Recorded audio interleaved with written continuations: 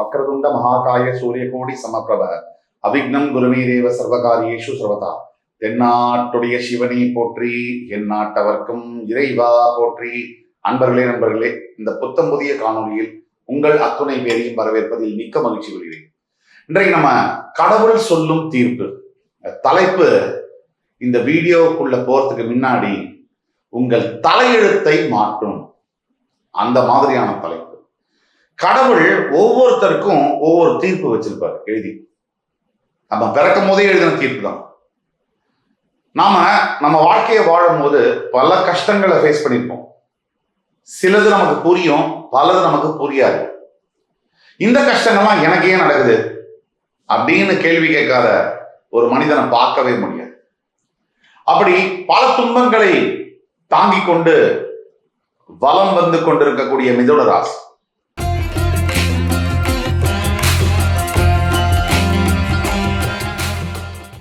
மிதுனம் காலபுருஷ தத்துவம் 3ஆம் இடம். மிதுனம் புதனுடைய வீடு. இந்த ராசிக்காரர்களுக்கு என்றைக்குமே தனித்தன்மை என்பது உண்டு. இப்ப ஜென்ம குரு, அந்த குரு 2ஆம் பாவத்திற்கு ஜூன் 2ஆம் தேதி செல்லவிருக்கிறார்.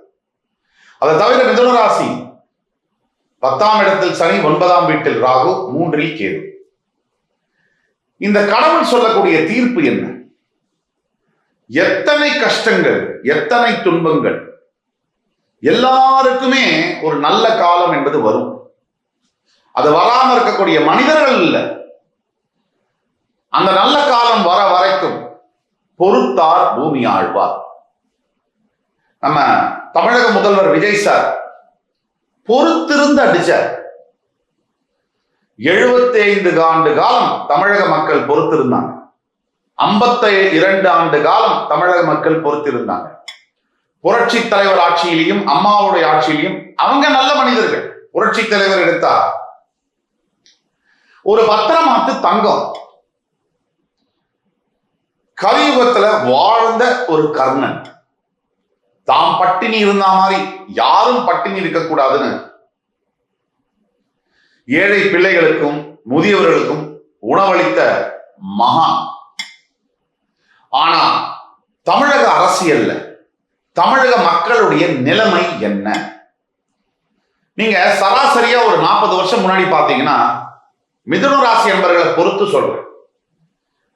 வெளியில போகும்போது நல்ல படித்தவர்களாக இருந்தாங்க, புலவர் பெருமக்களா இருந்தாங்க, படித்தவங்களுக்கு மரியாதை இருந்துச்சு.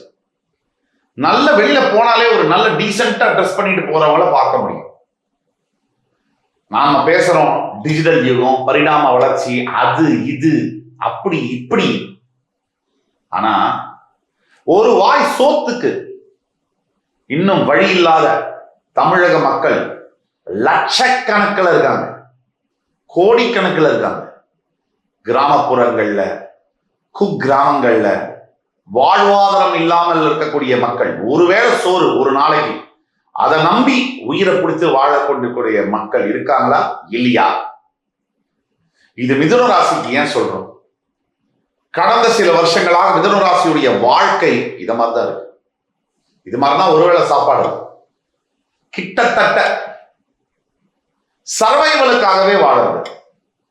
அப்படி வாழும்போது நமக்கு நம்ம போடுற எவ்வளவு திறமையானதாக இருந்தாலும், திறமைசாலியாக இருந்தாலும், எவ்வளவு புத்திசாலியாக இருந்தாலும், நம்ம போடுற கணக்கு எல்லாமே தத்து வித்துன்னு தடம்பொருள். நான் யாருக்கும் கெடுதல் பண்ணல, அதுதான் முக்கியமா எல்லாரும் நினைக்கிறது. எனக்கு என் புத்தியை வச்சு யாருக்கும் துரோகம் பண்ணல. அப்புறம் என் வாழ்க்கையில மட்டும் இவ்வளவு பிரச்சனை ஏன் வருது? என் பக்கத்துல இருக்கிறவங்க அநியாயம் பண்றான், அக்கிரமம் பண்றான், நல்லா வாழ்றான். மிதுன ராசி என்பவர்களுக்கு உங்க மனசுக்குள்ள இருக்கும் கடந்த சில ஆண்டுகளாக நீங்க சிந்தும் கண்ணீருக்கும் மிகப்பெரிய மன பாரங்களுக்கும் முற்றுப்புள்ளி வைக்கக்கூடியதுதான் இந்த வீடியோ. கடவுள் சொல்லும் தீர்ப்பு. உங்கள் வாழ்க்கையை மாற்றப் போகும் இந்த தருணம் ரொம்ப முக்கியமானது. உங்களுடைய நண்பர்கள், குடும்பத்தார்கள், ஃபேமிலி, ஃப்ரெண்ட்ஸ்ல யார் மிதுன ராசியில் இருந்தாலும் இந்த வீடியோவை முதல்ல அவங்களுக்கு ஃபார்வர்ட் பண்ணுங்க. ஏன் உங்களுக்கு சரியான அங்கீகாரம் கிடைக்கல? ஏன் உங்க மனசுல இருக்கக்கூடிய கேள்வி ஏன் எனக்கு ஒரு சரியான ஒரு பதவிகள், சரியான ஒரு வாழ்க்கையில நிலைமை, ஒரு ஒரு ஸ்டெபிலிட்டி இல்லை. மிதுன ராசிக்கு ஸ்டெபிலிட்டி இல்லை. ஏன் இதெல்லாம் நடக்குது? இந்த மாதிரி பல கேள்விகள் இருக்கு. வாழ்க்கையில் ஏற்படக்கூடிய முக்கிய பிரச்சனைகள், வேலை வாய்ப்பிலிருந்து, திருமண தடையிலிருந்து, கணவன் மனைவி பிரச்சனையிலிருந்து, குழந்தைகள் பிரச்சனையிலிருந்து, ஆரோக்கிய பிரச்சனையிலிருந்து, அரசியல் தலைவர்கள் வரைக்கும் மிதுன ராசியில் இருக்கக்கூடிய நண்பர்களுக்கு ஏன் இத்தனை பிரச்சனை? லோடா லாரியா? அதுக்கெல்லாம் ஒரு வழி பார்த்துருவோம். இன்னைக்கு நம்ம பேசிடுவோம், அலசிடுவோம், வழியை கண்டுபிடிச்சிருவோம். வாழ்ந்தே ஆகணும், வாழ்ந்தே தீரணும், ஜெயிச்சே ஆகணும். அதற்குண்டான வழியை நம்ம இந்த வீடியோல பார்ப்போம். மிதுன ராசிக்காரர்களை பொறுத்த வரைக்கும் பல ஆண்டுகளாக இருக்கக்கூடிய முக்கியமான பிரச்சனைகள்ல முதலாவதாக வரக்கூடியது இந்த பொருளாதாரம் சம்பந்தப்பட்ட பிரச்சனைகள். நல்ல சம்பாத்தியம், வேலை வாய்ப்புகள் இருக்கு, நிறைய உதவி செய்யக்கூடிய ஆளுகளும் இருக்காங்க. ஆனால் இது எதுவும் எனக்கு பிரயோஜனப்பட மாட்டேங்குது, பெனிஃபிட் ஆக மாட்டேங்குது. என் லைஃப்ல நான் எங்க இருந்தனோ 10 வருஷம் முன்னாடி, இப்பவும் அங்கதான் இருக்கேன்.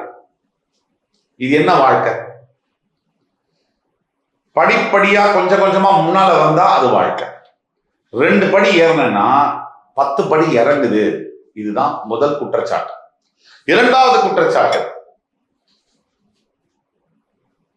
நான் போய் என்ன வருதிக்கிட்டு என் நண்பனுக்கு, என்னுடைய சொந்தக்காரங்களுக்கு கையெழுத்து போட்டு அது பண்ணி உதவி பண்ணி, பண உதவி பண்ணி, மன உதவி பண்ணி, உடலால உதவி பண்ணி, எத்தனையோ உழைச்சு கொட்டி எல்லாம் பண்ணியாச்சு.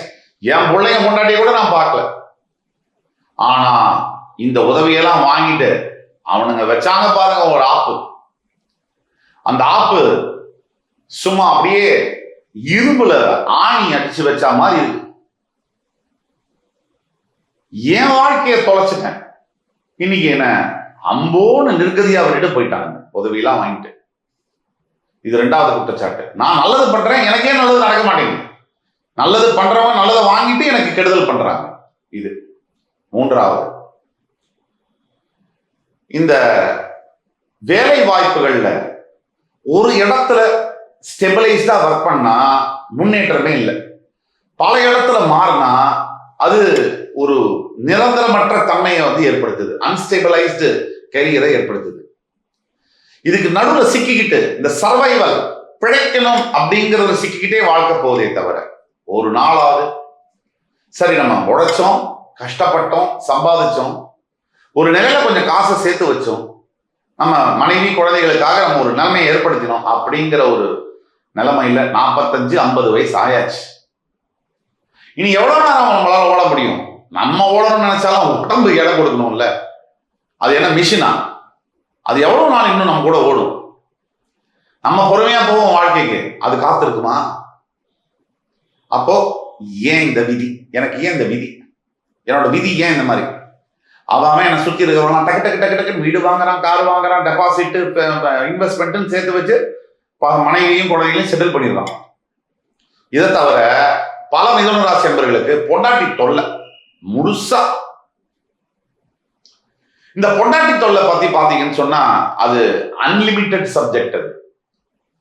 அது கணவன் தொல்லையும் சரி, பொண்டாட்டி தொல்லையும் சரி, அன்லிமிட்டடான ஒரு சப்ஜெக்ட். அதுக்கு முடிவு என்பதே இல்லை. ஆண்டவனாலேயே அதுக்கு முடிவு தேட முடியல. பார்க்க போனா திடீர்னு நமக்கு தோன்றது, இந்த எல்லா பொண்டாட்டிகளும் கரெக்டுங்க.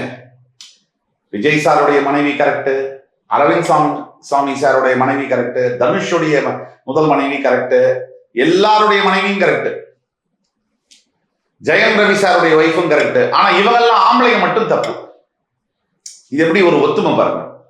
நடிகர்கள்லயே இவ்வளவு பேர் நீங்க பாத்தீங்கன்னா உச்சபட்ச அழகோட ரவீந்திர சாமி, ஒரு சாதாரண மனிதனாக தனுஷ் சார், இப்படி எல்லாருடைய மனைவியுமே கரெக்ட், இவங்க மட்டும் தப்பு. ஆம்பளைங்க எல்லாம் தப்பு, எல்லா பொம்பளைகளும் கரெக்ட் அப்படின்னு ஒரு அவார்டும் கொடுத்துடலாம். அன்னைக்கு சமீபத்தில் ஜெயம் ரவி சார் கொடுத்த பேட்டியில கூட நீங்க பார்த்துருப்பீங்க. அவருடைய கண்ணீரும் அதுல இருக்கக்கூடிய உண்மைத்தன்மையும் நாடகம். அப்ப மிதுன ராசி நண்பர்களுக்கு இதே பிரச்சனை. திருமணம், முதல் திருமணம் பல பேருக்கு அது தோல்வி. சரி 2வது திருமணமாவது நல்லா இருக்குன்னு பார்த்தா அதுக்கு முதல் திருமணமே பரவாயில்லடாங்கிற மாதிரி இருக்கு. ஆக வாழ்க்கை பாதை எதை நோக்கி போகுது அப்படிங்கிற மனசுல ஒரு பயம் மிதுன ராசி அன்பர்களுக்கு இருக்கு. ஒரு விரக்தியோட உச்சகட்டத்துல மிதுன ராசி அன்பர்கள் இருக்கீங்க. அது எனக்கு புரியுது. என்ன செய்தா, இப்ப அதெல்லாம் விட்டுருவோம், நெகட்டிவ் நிறைய இருக்கு, பாசிட்டிவா பேசுவோம். என்ன செஞ்சா நல்லது நடக்கும், அதான் இப்ப பாயிண்ட். இப்போ முக்கியமா மிதுன ராசியில பிறந்தவங்க ஹயக்ரீவர் கோவில் கூகுள் பண்ணுங்க. உங்க வீட்டுக்கு அருகாமையில் இருக்கக்கூடிய ஹயக்ரீவர் கோயில் மகாவிஷ்ணு கோவில். இது எங்க இருந்தாலும் தாமரை மலர்னால அவருக்கு மாலை சாத்தி முதல்ல மனசை நீங்க ஒரு நிலைக்கு கொண்டு வரும். பிரச்சனைகள் இல்லாத மனிதன் இல்லை. உங்களுக்கு அதிகமான பிரச்சனை இருக்கு, ஆனா அந்த மனசை நீங்க ஒரு நிலையில கொண்டு வரணும். அந்த ஒரு நிலையில கொண்டு வரதுக்கு இறை அருள், ஆன்மீகம், மனதில் அமைதி என்பது தேவை.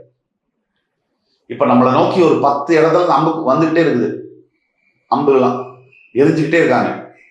நம்ம அமைதியா இருந்தா மட்டும்தான் அது என்னங்கிறத புரிஞ்சு ஒரு முடிவை டக்குன்னு எடுக்க முடியும். ஏதோ கனாவிதான் ஏதோ ரியாக்ட் பண்ணோம்னா குத்திடும். அதனால எந்த நிலையிலும் அமைதி என்பது, மன அமைதி என்பது முக்கியம். சண்டை போடும் போது கூட மனசு அமைதியா இருந்தால் கிளாரிட்டி இருக்கும். அப்ப மகாவிஷ்ணு கோவிலுக்கு போய் தாமரை மலர்கள்னால அவருக்கு மாலை சாத்தி வழிபடணும். அதே மாதிரி விஷ்ணு சகஸ்ரநாம மந்திரம், இது யூடியூப்ல இருக்கு, தினமும் காலையில கேட்கணும்.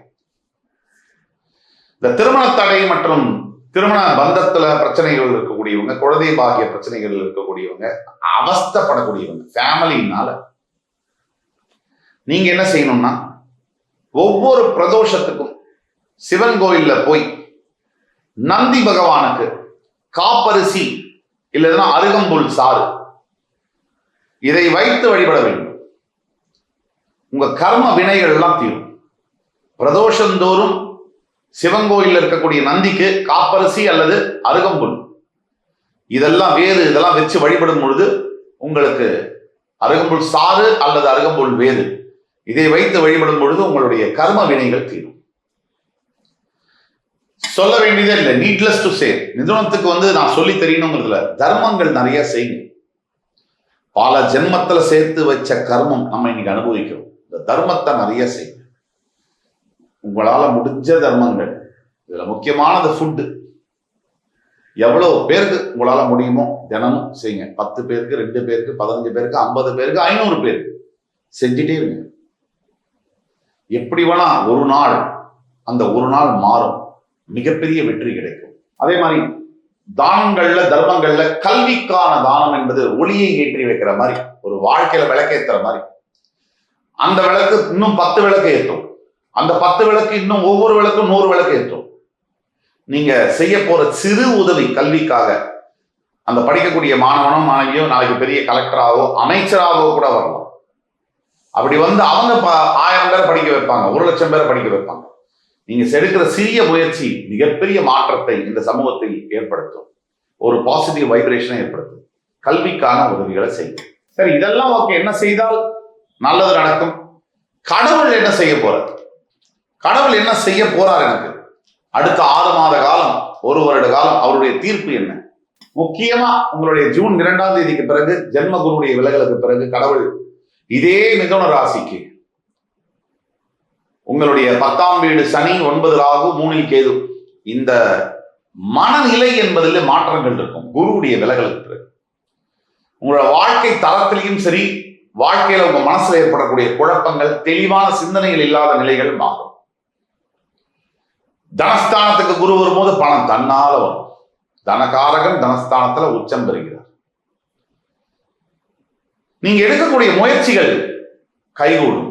தொழில் ஸ்தானத்துல, கர்மஸ்தானத்துல கர்மகாரகன் இப்போ அமர்ந்திருக்கிறதுனால, அவர் பாக்யாதிபதி தொழில் கர்மஸ்தானத்துல இருக்கிறதுனால உங்களுடைய சொந்த வேலையிலிருந்து தொழிலுக்கு போகக்கூடிய சூழ்நிலை, சொந்தமா வியாபாரம் செய்யக்கூடிய சூழ்நிலைகள் உருவாகும். நீங்க சொன்னீங்களே இந்த பினான்சியல் ஃப்ரீடம், அது கிடைக்கிறதுக்கு உண்டான வாய்ப்புகள் இந்த ஜூன்ல இருந்து ஆரம்பிச்சு அடுத்த வருஷம் மே மாசத்துக்குள்ள கிடைக்கும். சரி, காதல் விஷயத்தை எடுப்போம். மிதுன ராசிக்கு காதலித்துக் கொண்டிருக்கக்கூடிய மிதுன ராசி அத்தனை பேரும் உண்மையா காதலிக்கிறீங்களா? இல்ல உங்களை காதலிக்கிறவங்க உண்மையா காதலிக்கிறாங்க. முதல்ல இதை நீங்க பேஸ்மெண்ட்டை ஃபண்டமெண்டலை ஸ்ட்ராங் படுத்துங்க. இன்னைக்கு இருக்கக்கூடிய மனித இனம் இருக்கு பாத்தீங்களா, கேவலமான மனித இனம். எல்லாரையும் சொல்லல, பல பேர் இன்னைக்கு என்ன நினைக்கிறாங்கன்னா அடுத்தவன் நல்லா இருக்கக்கூடாது அப்படிதான் நினைக்கிறாங்க. ஒரு புருஷன் முன்னாடி சேர்ந்திருந்தா இன்னைக்கு பல பேருக்கு அது என்னமோ பிடிக்கல, அவங்களுக்கு லாபம் எதுவும் இல்லை, ஆனா பிடிக்கல. அதை எப்படியாவது கலைக்கணும். 2 பேர் காதலிச்சு கல்யாணம் பண்ணிக்கிறாங்கன்னா அதுல ஏதாவது தடை பண்ணணும், ஏதாவது பிரச்சனை பண்ணணும். இப்படிதான் மனிதனுடைய மனசு இயங்குது. தனக்கு லாபம் இல்லைன்னா கூட அடுத்தவனுக்கு பிரச்சனை கொடுத்து அதுல ஏதோ ஆனந்தம் காண்கின்ற அந்த மனசு உலகெங்கும் நிறைஞ்சிருக்கு. நாம தான் உஷாரா இருக்கும். இந்த காதலிக்கக்கூடிய ஆணோ பெண்ணோ 3வது மனிதர்களை உங்கள் நடுவில் விட்டீங்கன்னா முடிஞ்சது கதைன்னு அர்த்தம். அதே மாதிரி கணவன் மனைவிக்கும் அதே தான். 3வது மனிதரை உங்கள் வாழ்க்கையில நுழைச்சிங்கன்னா உங்கள் லைஃப் முடிஞ்சதுன்னு அர்த்தம். ஏன்னா தெரிஞ்சோ தெரியாமலோ யாரும் நமக்கு நல்லது நினைக்க மாட்டேங்கிறாங்க. அந்த மாதிரி ஆளுங்க ரொம்ப குறைவு வாழ்க்கையில். அப்படி ஒரு ஆள் உங்க லைஃப்ல இருந்தாங்கன்னா உண்மையிலேயே நீங்க பாக்கியசாலி. சுத்தி இருக்காங்க எல்லாரும், பேருக்கு இருக்காங்க, அவங்களுக்கு ஏதோ ஒரு லாபம் இருக்கு. மனைவியா இருந்தா மாசம் சம்பாதிச்சுட்டு வருவான், கரிகா கூடையை தூக்கிட்டு வருவான், குழந்தைய தூக்கிட்டு வருவான், பின்னாடி ட்ராலி பேக்கை தள்ளிட்டு வருவான், நம்ம கேட்ட ஷாப்பிங் எல்லாம் பின்னாடி சம்பளம் இல்லாத வேலைக்காரனா தூக்கிட்டு வருவான். அப்படி நினைக்கக்கூடிய மனைவிகள் நிறைய பேர் இருக்காங்க, நல்ல மனைவிகளும் இருக்காங்க. அதுவே கணவனா இருந்தா பொண்டாட்டினால பணம் வருமா, அவ அப்பா அம்மா மூலியமா பணம் சொத்து ஏதாவது வருமா, இவ்வளவு நாள் அழகு ஏதாவது இவ்வளவு இருக்கா, பிரச்சனை இருக்கா, இப்ப வீட்டுக்கு சமைச்சு போடுற ஒரு வேலைக்காரியா சம்பளம் இல்லாம, இப்படி ஏதோ ஒரு லாபத்துக்காகவே எல்லா ரிலேஷன்ஷிப்பும் டிரான்சாக்ஷன்ல தான் ஓடுது. ஒரே ஒரு மாசம் புருஷன்மார்கள் சம்பளத்தை கொண்டு போய் பொண்டாட்டிட்டு கொடுக்கலன்னு வச்சுங்க, சாயம் எடுத்துரும். உடனே பெண்கள் எல்லாம் வரிஞ்சு கட்டிட்டு வந்துருவாங்க. நாங்கெல்லாம் அப்படியான எல்லா பெண்களையும் சொல்லல, நடக்கிற உண்மையை சொல்றோம். ஒரு மாசம் ஒரு கணவன் பெண்ணுக்கு சம்பளம் கொடுக்கலன்னா ஒரு வீட்டுல உடனே என்ன நடக்குது அப்படின்னா அவருக்கு அந்த அவருடைய உண்மையான ஸ்டேஜ் என்ன அந்த வீட்டுல அப்படிங்கிறது தெரிஞ்சு 2 மாசம் 3 மாசம் கழிச்சு அவ்வளவு அன்பா இருந்த மனைவி அப்படியே மாறுவாங்க. இதுதான் உண்மை. ஆக நிதர்சன உண்மை என்ன, ஓடிக்கிட்டே இருக்கணும் கடைசி வரைக்கும். மிதுன ராசி என்பவர்களுக்கு அதுதான் விதி. இப்ப அடுத்தது கடவுள் என்ன தீர்ப்பு சொல்ல போறாரு, அரசியல் தலைவர்களுக்கு அமோகமான ஒரு ஆண்டாக வருகின்ற 12 மாசம் இந்த அரசியல் தலைவர்களுக்கு மிதுன ராசியில் அமைகிறது. காதலித்துக் கொண்டிருக்கக்கூடியவர்களுக்கு கைகூடுன்னு சொல்றோம். ஆனா ஜாக்கிரதையா முதல்ல நீங்க ஃபண்டமெண்டலா 2 பேரும் ஒரே லைன்ல இருக்கீங்களான்னு பாருங்க. அது ரொம்ப முக்கியம். திருமண வாழ்க்கை வேறு, காதல் வாழ்க்கை வேறு. 2த்துக்கும் 10,000 மைல் தூரம் இருக்கு. ஸோ இதை பார்த்துக்கணும். அரசியல் தலைவர்கள் அரசியலில் வெற்றி பெறுவார்கள். மற்றும் மிதுன ராசி என்பவர்களுக்கு உங்களுடைய புத்திசாலித்தனம், உங்களுடைய பொறுமை தான் உங்களுக்கு பக்கபலம். ஆனா உங்களுக்கான நியாயமான தீர்ப்பை கடவுள் வழங்கும் வரை, அடுத்த 1 மாத காலங்களுக்கு பொறுமையாக இருக்க வேண்டும். நீங்க என்னதான் கஷ்டப்பட்டாலும் பட்டிருந்தாலும் அத்தனை கஷ்டங்களுக்கும் ஒரு பதில், தீர்வு என்பது வரப்போகிறது. அதனால நீங்க அவசரப்பட்டு ஏதாவது செஞ்சீங்கன்னா கஷ்டம். இவ்வளவு நாள் இருந்தாச்சு, கொஞ்சம் பொறுமையா இருங்க. உங்களோட ஃபேமிலி, ஃப்ரெண்ட்ஸ் அண்ட் ரிலேட்டிவ்ஸ்ல யாராவது மிதுன ராசி இருந்தாங்கன்னா அந்த வீடியோவை மறக்காம ஷேர் பண்ணுங்க. இதனால உங்களுக்கு எந்த நஷ்டமும் கிடையாது. ஆனா அவங்களுக்கு வாழ்க்கையில மிகப்பெரிய ஒரு பாத் டைரக்ஷன் என்பது கிடைக்கும். அத்துணை மிதுன ராசி என்பவர்களுக்கும் நாம கூறிய எத்தனையுமே பொது பலன்கள். உங்களுக்கான ஜாதகத்தை பார்க்கணும்னு நினைச்சீங்கன்னா கீழே கொடுத்துள்ள வாட்ஸ்அப் நம்பர்ல எங்களை கான்டாக்ட் பண்ணி ஆன்லைன்லயோ இன்பர்சன்லயோ அப்பாயின்மெண்ட் எடுத்துக்கோங்க. உங்களுக்கான துல்லியமான லைஃப் ப்ரெடிக்ஷன்ஸை என்னால சொல்ல முடியும். இந்த வீடியோ கண்டிப்பா உங்களுக்கு பிடிச்சிருக்கும். அடுத்து வரும் காணொலியில் மறுபடியும் உங்கள் எல்லோரையும் சந்திக்கும் வரை உங்களிடமிருந்து விடைபெறுவது உங்கள் சுபாஷ் பாலகிருஷ்ணன். நன்றி, வணக்கம், வாழ்க வளமுடன்.